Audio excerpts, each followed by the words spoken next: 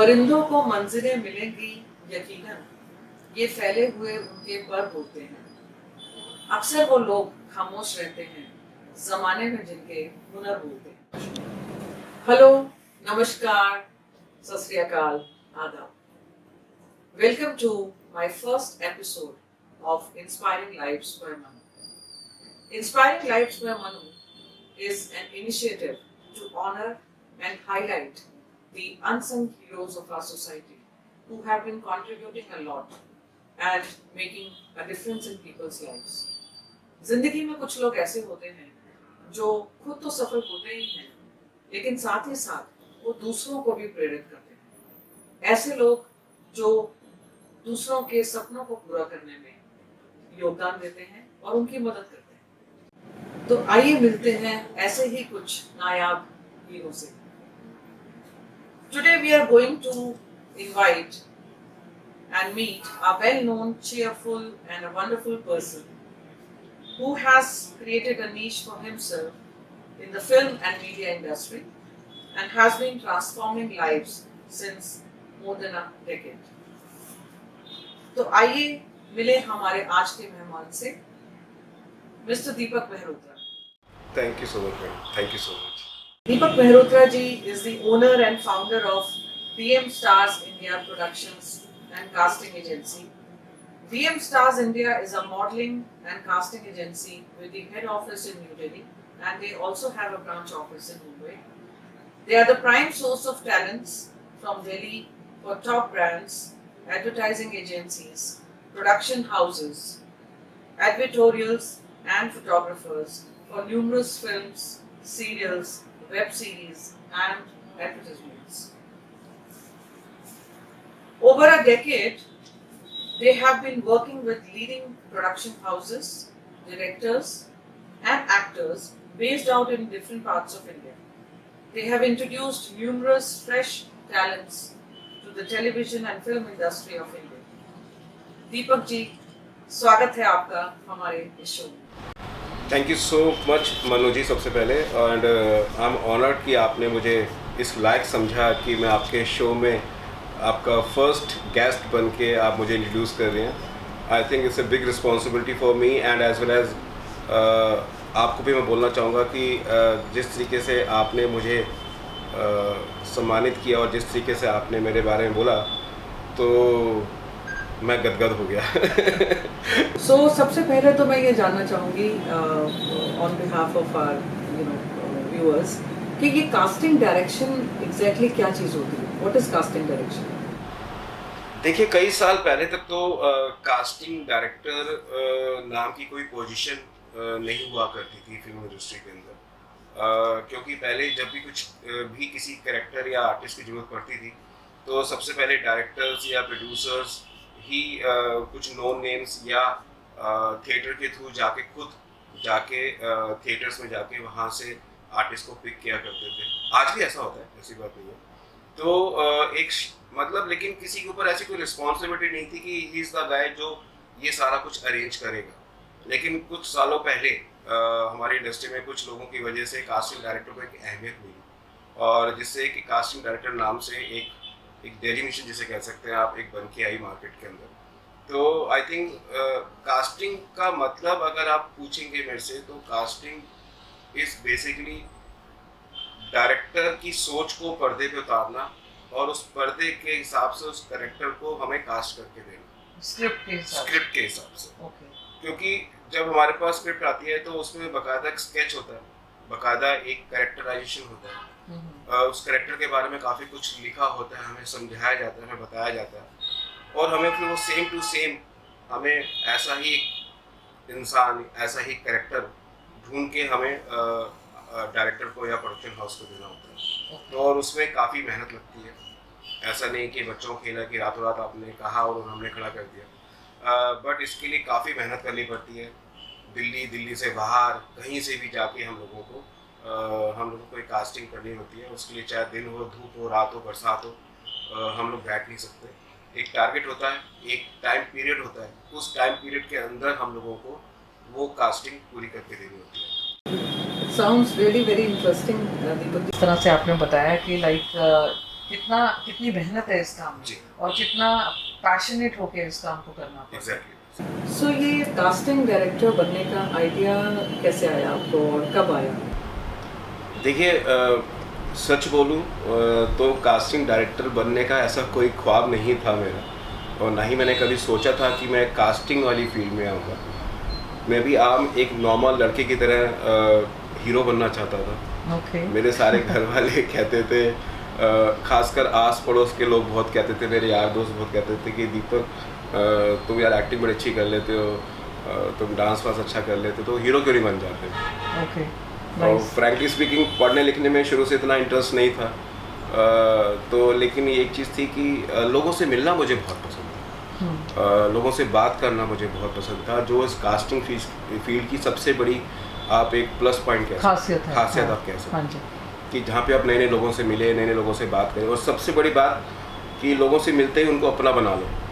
तो ये मेरे अंदर काफ़ी एक शुरू से एक खूबी थी। एक मूवी आई थी काफ़ी साल पहले, शायद मैंने प्यार किया कौन सी थी, तो उसमें एक डायलॉग भी था कि मेरा बेटा जहाँ जा जाता है दोस्त बनाए फिरता है। तो वो मेरे पे काफ़ी चीज़ें लागू होती PR स्किल्स आपकी PR बहुत स्किल्स अच्छी है मेरे थोड़ी सी शुरू से थी। हाँ जी। तो मैंने कहा ठीक है यार, चलो हम भी बॉम्बे चलते हैं। तो हम भी अपनी गठरी बांध के बॉम्बे पहुंच गए।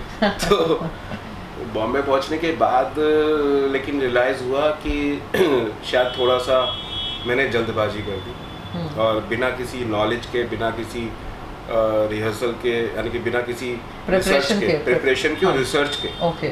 मैं बॉम्बे चला गया। और वहाँ जाके एहसास हुआ कि सिर्फ बॉम्बे में यशराज ही नहीं है, क्योंकि हमें सिर्फ यशराज का नाम मालूम था, और हम लोग सोचते थे कि करण जौहर भी यशराज हैं, यशराज भी करण जौहर हैं, तो अमिताभ बच्चन भी यशराज हैं। तो हमें मतलब एक, क्योंकि हम लोग उनका बेसिकली बैनर बहुत बड़ा था, लेकिन हाँ जी।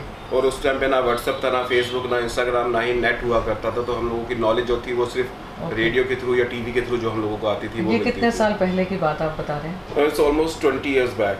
20 साल से पहले की बात है ऑलमोस्ट। तो जब मैं एक बारी बॉम्बे चला गया था, तो मुझे अच्छे से याद है, मैं भी ट्रेन की टिकट में ऐसे जाके, मतलब किसी लोकल ट्रेन में जाके बैठ गया था। ओके। और बॉम्बे जाके उतर गया था, और वहाँ जाने के बाद मुझे एहसास हुआ रेलवे स्टेशन पे कि यार यहाँ तो बहुत भीड़ है। जब मैं और कंपटीशन भी बहुत। हाँ, जब मैं देहरी स्टेशन पे उतरा तो मुझे यही नहीं पता था कि मुझे कहाँ जाना। मेरा पहला क्वेश्चन तो जो था एक यही था कि चाय वाले से कि भाई मुझे यशराज जाना है। ओके। यशराज स्टूडियोज का आपने पूछा? बस यही था।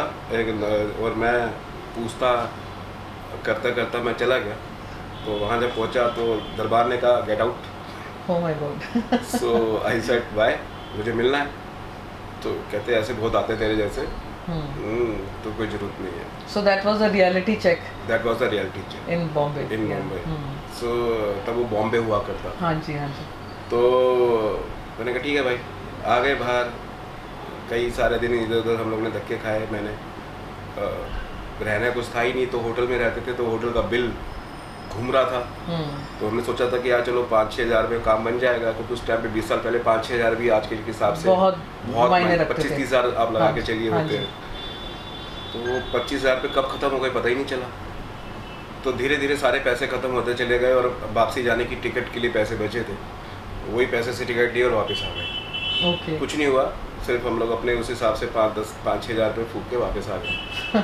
खैर कोई बात नहीं, घर आकर एहसास हुआ कि नहीं ऐसे नहीं जाना, हमें थोड़ी प्रिपरेशन करनी है, थोड़ा सा अपने आप को स्टडी करना है, अगर आपको हीरो भी बनना है, रिसर्च करनी है।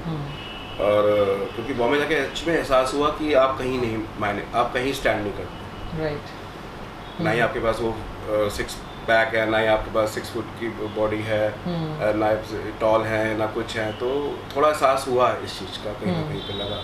और सबसे बड़ी बात थी कि लिंक्स नहीं थे, मैं किसी को जानते नहीं थे आप किसी को। तो कोई भी इंसान किसी को इतनी आसानी से नहीं कर सकता था। तो बस वापस आया, वापस आके इन सब चीज़ों पे काम किया बाकायदा। और फिर मैं एक बार करीबन 5-6 साल बाद मैं दोबारा से गया, बॉम्बे गया, तब फिर ट्राई किया।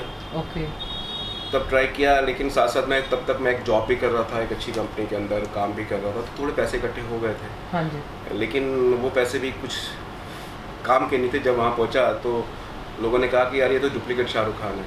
तो मैंने कहा भाई मुझे डुप्लीकेट का काम नहीं करना है, बट फिर भी उन्होंने आपको शाहरुख खान का डुप्लीकेट कहा। हाँ, तो ये भी अपने आप में बहुत बड़ी बात का है। डुप्लीकेट उन्होंने मुझे एक टाइटल दे दिया, तो मैंने कहा कि यार नहीं मुझे डुप्लीकेट नहीं बनना, मुझे ओरिजिनल बनना है। ओके।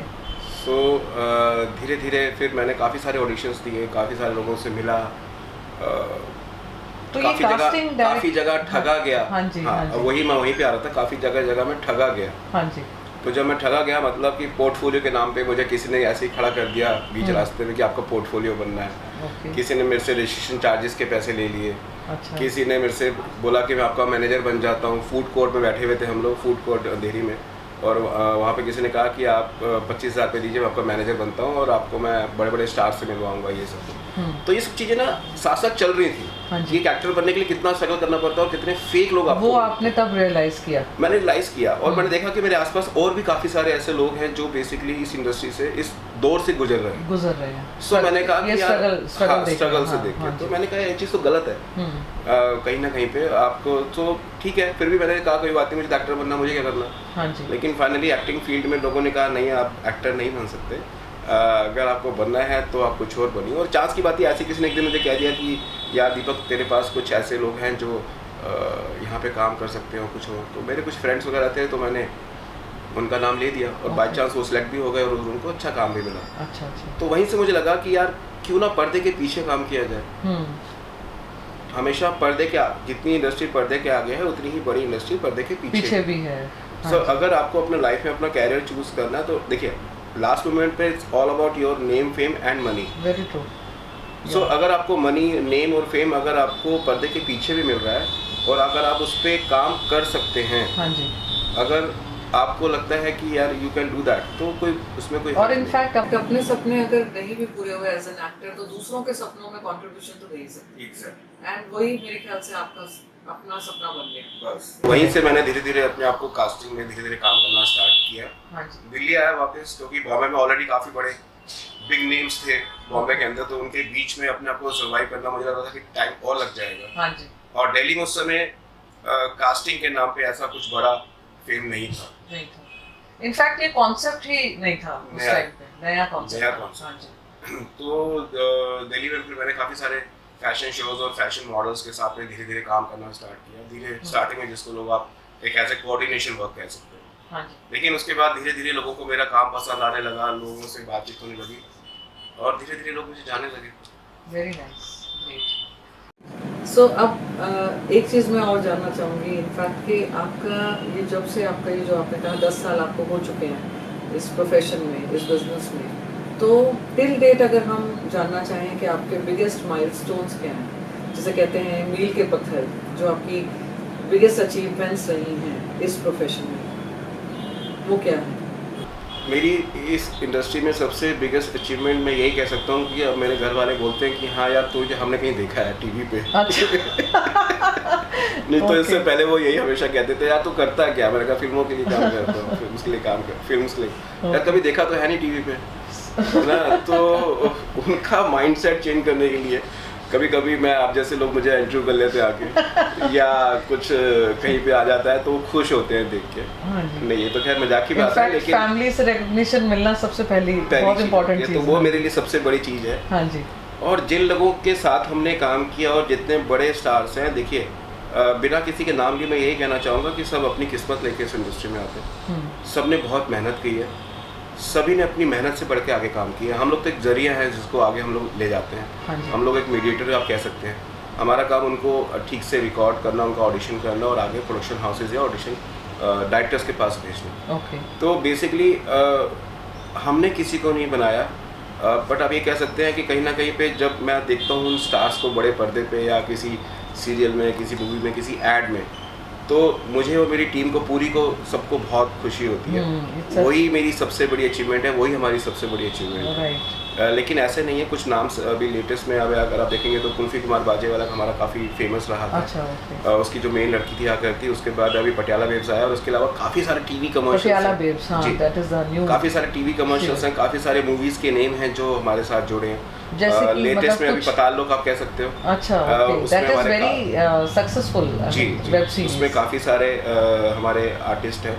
देखिए कई बार एक ही होता है कि आप बिना किसी क्रेडिट के काम करें, हाँ जरूरी नहीं कि आपको उसमें क्रेडिट होना जरूरी है, लेकिन कभी कभी जब होता है कि ग्राउंड लेवल पे एक कहावत है कि कभी भी मजदूर का नाम किसी ताजमहल पे नहीं लिखा गया। वो तो है, बिल्कुल ठीक। तो सेम चीज़ हमारे साथ भी है। हमारे साथ ऐसे हमने कई सारी ऐसी मूवीज़ में, बड़ी बड़ी मूवीज़ में काम किया है जिसमें बिना क्रेडिट के भी हमने काम किया। और जैसे कोई बड़े सुल्तान करी हमने, हाउसेस। दंगल करी हमने। अच्छा, दंगल में छोटी लड़की सुहानी भटनागर, वो सबसे छोटी, वो हमारे थ्रू कास्ट हुई। ओके। यशराज प्रोडक्शन के साथ, धर्मा प्रोडक्शन के साथ ऐ दिल मुश्किल हमने करी। यशराज के साथ काफ़ी सारे मूवीज़ हमने, जितनी भी यशराज की मूवीज़ अगर पिछले 5 साल में आई हैं। और आई थिंक इस तरह के बैनर्स के साथ काम करना अपने आप में एक बहुत बड़ा सपना है, जो टैलेंट जिनको आप निखारते हो, संवारते हो, नर्चर करते के हैं। साथ तो काम करके बहुत अच्छा लगता है। कभी डायरेक्टली या कभी इनडायरेक्टली हमारे पास यशराज के थ्रू या धर्मा प्रोडक्शन के थ्रू या बड़े बड़े प्रोडक्शन हाउस के थ्रू हमारे पास काम आता है। हाँ जी। और सबसे बड़ा अचीवमेंट तो मेरा ये रहा कि जब हमने आज से करीबन 8 साल पहले मैंने यशराज फिल्म का एक ऑडिशन किया था बंडी हाउस में, तो वहाँ पे कम से कम 5000 लोगों की भीड़ आ गई थी। अच्छा, ओके। तो वो 5000 लोगों की भीड़, एक्टर्स की भीड़, बेसिकली वो जो लोग ऑडिशन करने आए थे, वो अपने आप एक अचीवमेंट थी। तो वो सुन के काफ़ी सारी चीज़, उसके बाद इवन बॉम्बे जाके भी मैंने काफ़ी ऑडिशंस किए। मैं यूजली विजिट मुंबई, और एज पर द रिक्वायरमेंट हम काफ़ी सारे प्रोडक्शन हाउसेस के साथ काम करते हैं। Very nice, that's really nice to know, because you know all these big names are it's like dreams for all the youngsters, specially the aspiring actors. मैं वही कहता हूँ कि जब मैं किसी यशराज में ऑडिशन देने गया था, राजू सी यशराज प्रोडक्शन के लिए मैं अगर काम करता हूँ, वहाँ से खुद फोन आता है। ये अपने आप में ये बहुत बड़ी एक अपने आप में एक अचीवमेंट है। सो इन 10 सालों में जो आप, जब से आपने ये अपना बिजनेस शुरू किया है कास्टिंग डायरेक्शन का, और आप इस प्रोफेशन में हैं, तो अब तक तो मुझे लगता है बहुत से यंगस्टर्स और बहुत सारे लोगों के सपने आपने पूरे करने में उनकी बहुत योगदान आपका रहा होगा। तो मतलब अगर मैं एक अंदाज़ा आपसे पूछना चाहूँ अपने व्यूअर्स के लिए कि कितने ऐसे लोग हैं जो सक्सेसफुल रहे हैं इस प्रोफेशन में, और जो जिनके मतलब आपने कोई ना कोई उनको काम मिला है आपके योगदान से, आपके कंट्रीब्यूशन से। देखिए, इस बारे में कहना कि किस किस को काम मिला है, तो सच्ची बोलूँ तो मुझे याद नहीं होगा, क्योंकि हम लोगों ने इतने सारे आर्टिस्ट के साथ काम किए, इतने सारे लोगों का को कह सकते हैं कि इस इंडस्ट्री में फर्स्ट ब्रेक दिया, स्पेशली टीवी कमर्शियल्स में। तो या वेब सीरीज या सीरियल्स के अंदर, तो काफ़ी सारे लोग हैं ना जिन्होंने फर्स्ट काम किया। अब वो चाहे करेक्टर किसी काफ़ी बड़ा करेक्टर हो, चाहे फादर या किसी हीरो टाइप का करेक्टर हो, या किसी का, या फिर वो चाय वाला, हमने सभी तरीके के एक्टर्स के साथ काम किया। हमने कभी ये भेदभाव नहीं किया कि ये कैरेक्टर छोटा है तो हम इसी पे ध्यान, बड़ा है तो इसी पे ध्यान देंगे, छोटा है तो इस पे ध्यान नहीं देंगे। हमारे लिए काम है, इट्स अवर जॉब। सो हमारे लिए हर कैरेक्टर की उतनी ही अहमियत है जितनी कि डायरेक्टर के दिमाग में अपने स्क्रीन को लेके क्लियर होता है कि वो मुझे यही दिखाना है। तो हम लोग भी बहुत इस पर काम करते हैं, लेकिन फिर भी अगर आप पूछ रही हैं तो मैं इतना ही कहना चाहूँगा कि कम से कम 3 से 4 हज़ार लोगों के साथ तो मैं काम कर चुका हूँ, मोटा जैसे कह सकते हैं आप। नाम मत पूछिएगा, नाम याद नहीं है, लेकिन काफ़ी सारे लोगों के साथ हमने काम किया है पिछले 8-9 साल के अंदर। 3 से 4 हज़ार लोग तो मैं कह सकता हूँ कि आराम से, तो इसमें कोई पर्टिकुलर, और ये मैं क्राउड की बात नहीं कर रहा हूँ, मैं आर्टिस्ट की बात कर रहा हूँ, कैरेक्टर्स की बात कर रहा हूँ। क्राउड की बात करेंगे तो वो तो दंगल, सुल्तान और रोबोट 2 जैसी फिल्मों में रोज के हमने 10-10 हज़ार लोग के क्राउड्स को हमने भेजे थे। हाँ, कास्टिंग नहीं, वो तो बस भर दिए थे। हाँ, लेकिन उसमें कास्टिंग थी। कई लोग पूछते हैं क्राउड में कास्टिंग नहीं होती, क्राउड में भी कास्टिंग होती है। जैसे हमें सरदार जी चाहिए, नॉर्थ ईस्टर्न वाले लोग चाहिए, हमें थोड़े से फॉरेनर्स चाहिए, या तो आप उसी के अकॉर्डिंग उनकी स्क्रीनिंग करते हैं, शॉर्ट लिस्टिंग करते हैं। ओके। तो लेकिन एज एन आर्टिस्ट जिनके कैरेक्टर्स होते हैं, कैरेक्टर आर्टिस्ट की हमने काफ़ी काम किया। ओके।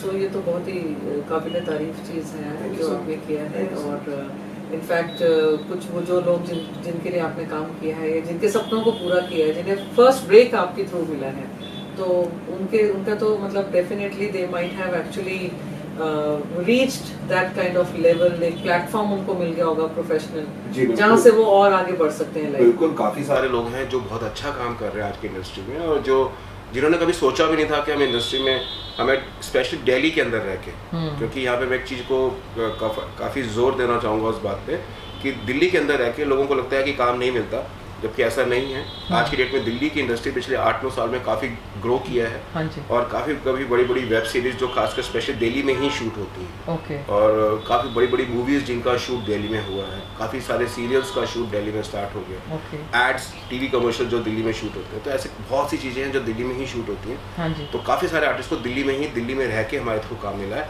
और उस चीज़ के लिए हम शायद वी आर लकी कि हम उनके जीवन का एक हिस्सा बन सकें, उनके योगदान का, जिसे आप कह सकते हैं उनकी अचीवमेंट का। लेकिन मैं फिर भी इतना ही कहूँगा कि यार अगर आप स्टार बन गए हो तो हमारा फ़ोन उठाना बंद मत करो। सो हम इसी प्रोग्राम के थ्रू, इस टॉक शो के थ्रू सारे व्यूअर्स से, और जो लोग आपके थ्रू आर्टिस्ट जिनको ब्रेक मिला है, पहला ब्रेक मिला है, मैं उनसे रिक्वेस्ट करूंगी कि दीपक जी का फ़ोन आप ज़रूर उठाएं, उनको इग्नोर ना करें, क्योंकि उन्होंने आपके सक्सेस में बहुत कंट्रीब्यूट किया है। तो ऐसे लोगों को हमेशा हमें याद रखना चाहिए, और उनको एक कहते हैं ना कि एक ग्रैटिट्यूड, एक फीलिंग ऑफ ग्रैटिट्यूड हमें ज़रूर देना चाहिए। सो दीपक जी, एक और चीज़ मैं जो आपसे पूछना चाहूँगी, क्योंकि जैसे आपने बताया आप काफ़ी इस प्रोफेशन में काम कर चुके हैं, आपने कितने लोगों की ज़िंदगियों को तब्दीली लाए हैं। एक वर्ड होता है, एक शब्द है फेलियर, जो कि हर किसी की ज़िंदगी में वो आता है, चाहे वो कोई अमेचर हो, यू नो अभी स्टार्ट किया है किसी ने, फ्रेशर है, या फिर कोई सक्सेसफुल बिजनेसमैन है आपकी तरफ। तो फेलियर जो शब्द है आपके लिए, उसके क्या मायने हैं? What is failure for you according to you? देखिए, मेरे लिए अगर आप बात करेंगे फेलियर की, तो मैं इतना ही कहना चाहूँगा कि हम इंसान हैं, भगवान नहीं है, हमें भी डर लगता है, हमें भी भूख लगती है, हमें भी प्यास लगती है। लेकिन फेलियर अगर मैं कहूँगा तो अभी तक मैं यही कहना चाहूँगा कि मैं फेलियर वर्ड को अपनी लाइफ में आने नहीं देना चाहता। ओके।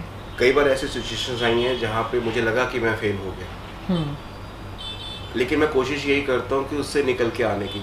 कभी कभी टाइम लग जाता है उससे बाहर निकल के आने के लिए, लेकिन काफ़ी सारे बिजनेस में पहले भी मुझे, जैसे मैं पहले मैं बिज़नेस भी करता था, दूसरा किसी फील्ड में था, वहाँ पे थोड़ा सा मुझे फेलियर हुआ, मुझे काफ़ी सारा लॉस हुआ।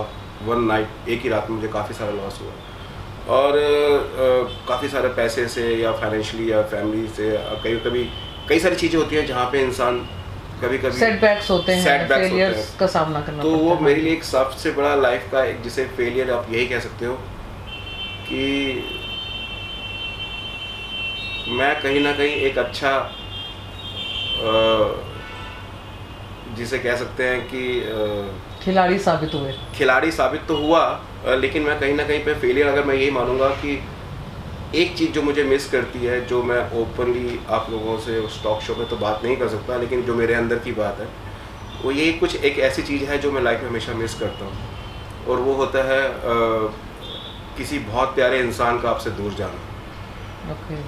तो वहाँ पे मैं वो चीज़ नहीं रोक पाया, तो शायद उस चीज़ के लिए मैं अपने आप को फेलियर, एज ए फेलियर समझता हूँ। अदरवाइज इसके अलावा मैं अपनी लाइफ में किसी चीज़ को मैं नहीं समझता कि मैं कहीं फेल हूँ। बस एक चीज़ छोड़ के कि बहुत ही करीब इंसान को मैंने खो दिया अपनी लाइफ में, शायद अपनी ही गलती की वजह से कहीं ना कहीं पे। That is a personal matter, but वही मेरी लाइफ का एक फेलियर था। अदरवाइज मुझे नहीं लगता कि मैं कभी ना फेल हुआ ना होऊंगा।